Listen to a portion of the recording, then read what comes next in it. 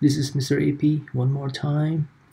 So there's only one panel left for us to work on, and that is the one with the Order Now button in the bottom of the form, and that panel is called Order Now panel. So let's open that class, because we need to declare whatever components we added to that panel. So if you're there in that class already, let's start declaring the only variable, the only component we added to that, which is a button. So let's declare a J button. Let's call it bdn order now. That's the variable name I used when I added it to the panel in the design. And then since we declared one instance or global variable, we need to initialize it using the constructor.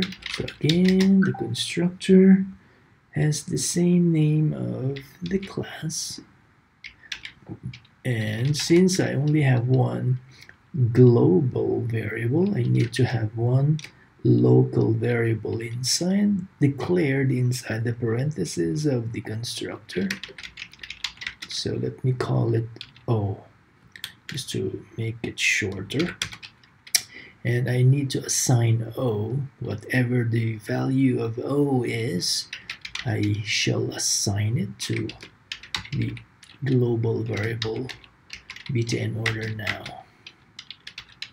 So our instance variable is now initialized. So after doing this, of course, the main source, the main form source code has a problem, and I'm sure you know why. Again, the constructor call doesn't match with the constructor itself. The constructor has one parameter.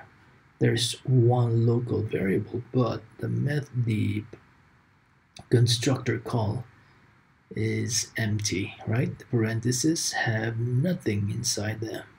So our job is to match them.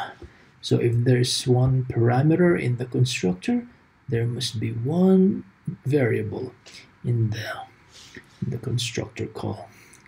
And that variable inside the parentheses is the button order now. So where did we create that? This is the button, the order now button that we created. So we need to transfer that before the creation of the panel, like that.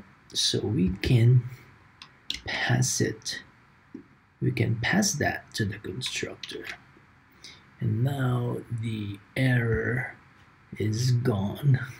In other words, we were able to fix it.